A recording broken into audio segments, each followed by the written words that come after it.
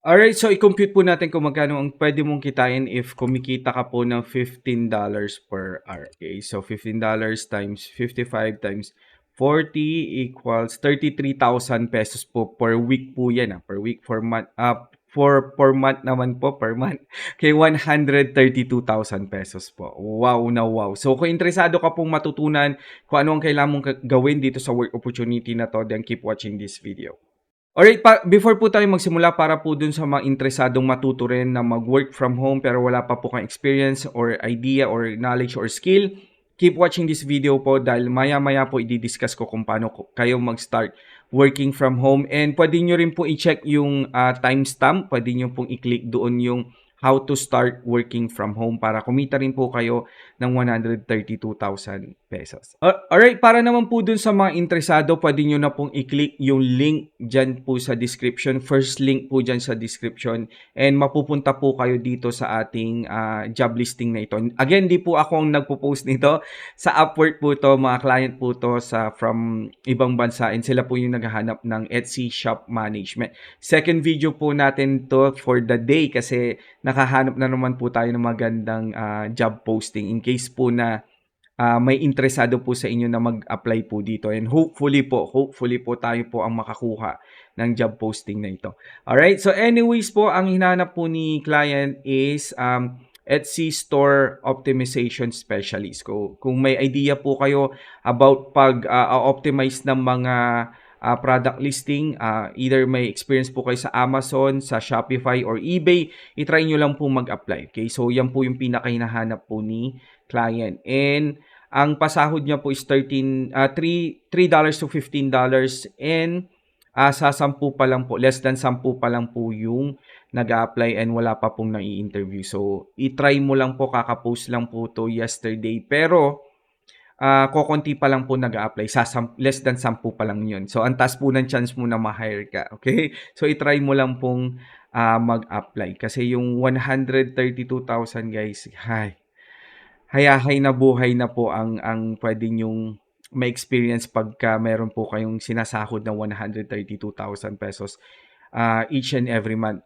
2 months lang po itong project pero at least, di ba?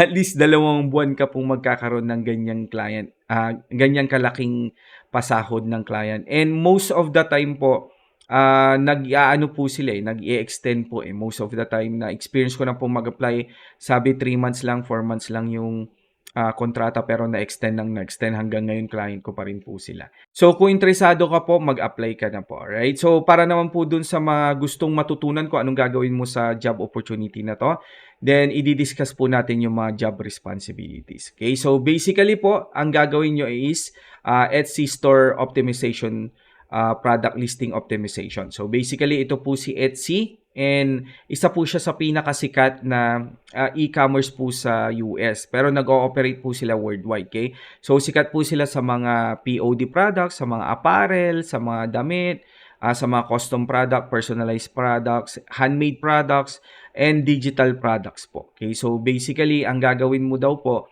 is i-optimize mo po yung listing. Gusto po ni client, pag halimbawa may nag-search po ng women's shirt, ang gusto po ni client is mapunta po kayo dito sa first page. Kung hindi man dito sa first page, gusto ni client, nandito kayo sa una or sa pangalawang line. Yan po yung pinaka magiging trabaho nyo po is kung paano nyo po mapapapunta sa first and second line po yung mga listing nyo po. Okay? So, magtingin po tayo ng mga iba't ibang klase ng listing. Okay? So, ito po yung listing. Discuss natin yung iba't ibang part po. Ito po yung tinatawag nilang product mock-up. Okay? So, basically, pinapakita po ng mga pictures yung product na bibilihin nyo po. So, ito pong t-shirt na to yung bibilihin nyo po. And ito naman po yung tinatawag nilang title. Okay? Ang isang title po, ang isang magandang title or optimized na title po, kailangan nagko-compose po yan ng mga well-researched keywords po. And hindi lang po basta-basta mga keywords po, kundi yung keywords po is dapat po na very, very specific po siya dito po sa binebenta nyo pong graphics or design po. So, katulad po nito, International Women's Day 2024 shirt. Okay? Pwede po nating malaman yan kung meron po tayong ginagamit na tools, pwede po nating malaman if maganda po yung search, nagse-search yan and engagement. Dapat maganda po yung mga ilalagay mo pong mga keywords. Okay? Next po is yung tinatawag nilang description. Ito po yung description. Okay? And ang magandang description or ang isang optimized na description, dapat po nasasagot niya lahat ng possible na questions ng mga customers ninyo po. Halimbawa ito, how to order, very good. Product contents, product contents. Siguro mas maganda dyan is product contents. Nalito ako bigla. More about the product siguro, hindi contents. Okay, pero anyways, pwede din yan kasi sabi niya cotton, ano daw yung nilalaman nung product, as in literal na product. Anyways, medyo okay po yan. Shipping time, yes, very very good po yan. And care instruction. So, almost lahat naman na ng possible na question po ni client, ni customer nandiyan na. So, very very maganda po yung description po ng shop na ito. Another one is yung tinatawag po nilang tags. Okay? Hindi po siya nakikita pero parang secondary titles po siya. Again, maglalagay ka po ng mga keywords po doon sa tags. Okay? So, ganyan po yung isang optimized na listing po kay Etsy. So, basically, yan po yung gagawin mo as Etsy Shop Manager or management. Okay?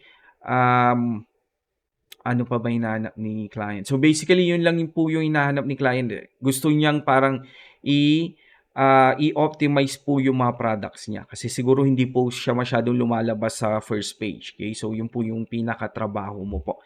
Okay?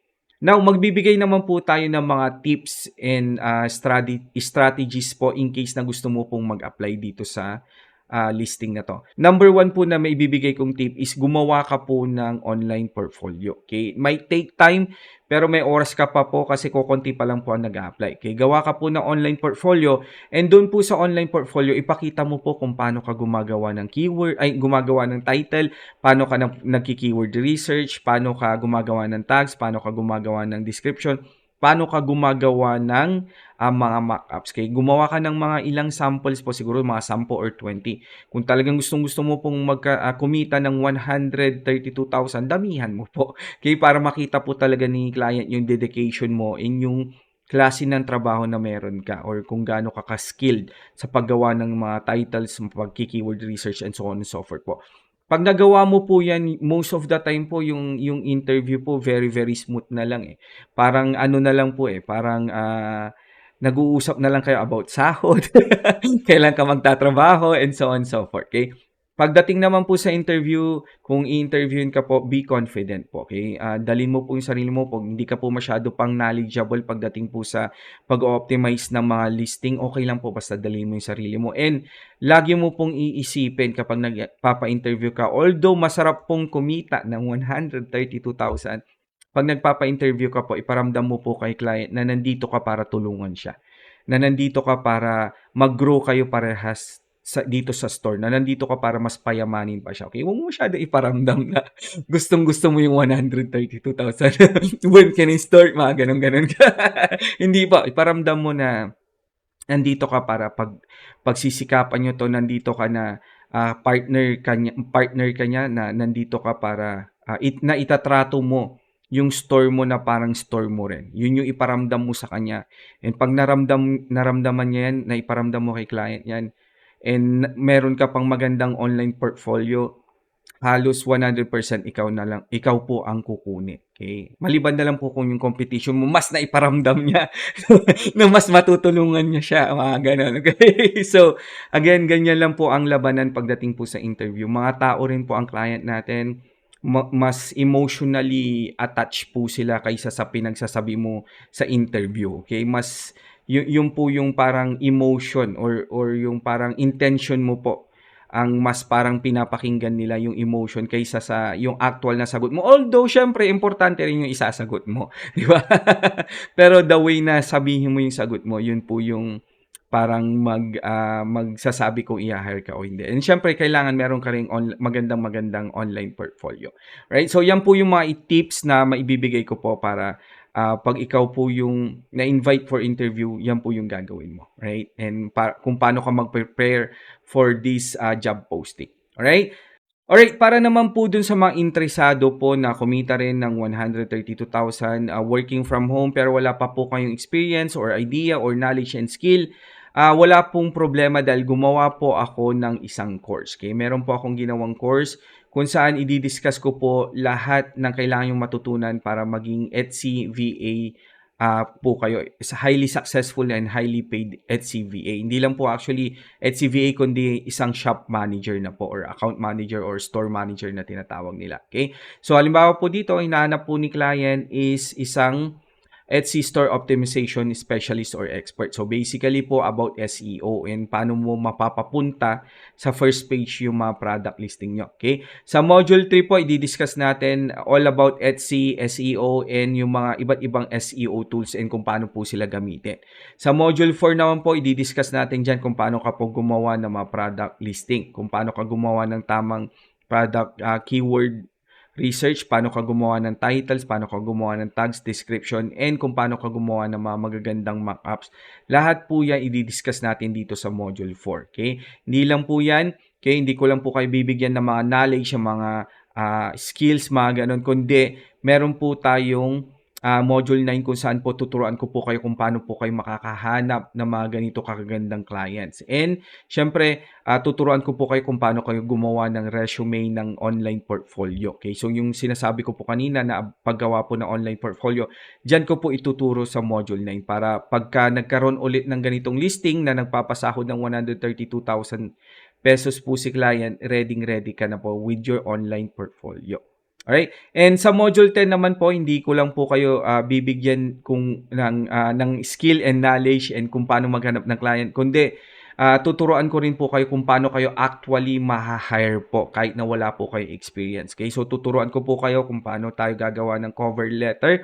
Ito po yung parang love letter po natin sa ating mga client. And tuturuan ko po kayo kung paano po kayo sumagot sa mga interview questions. Okay? Lahat po ng pinakamadadali, pinakamahirap na interview question nandito po sa ating Module 10. Part 1 to Part 5 po yan. So, lahat po ng halos pwedeng itanong po ni client, nandyan na po sa Module 10. And hindi lang po yan, hindi ko lang po kayo bibigyan ng knowledge kung paano mag-apply and kung paano ma-hire.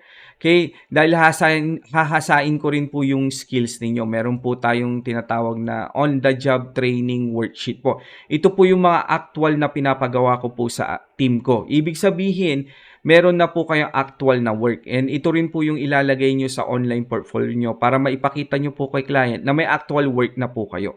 Okay, so lahat po ng klase ng worksheet po nandyan na po katulad ng SEO expert worksheet and product listing specialist worksheet. Ito pong product listing worksheet, napakarami po yan. May training po for mockups, for description, for tags and titles and so on and so forth po. So lahat po yan gagawin mo po kasama po yan sa course. And hindi pa po natatapos dyan ang support ng ating masterclass dahil meron pa po tayong weekly webinar kung saan i-check ko po yung mga resume ninyo, yung mga online portfolio nyo, mga worksheet niyo po, and magro-role playing po tayo ng interview. Spoiled na spoiled, di ba?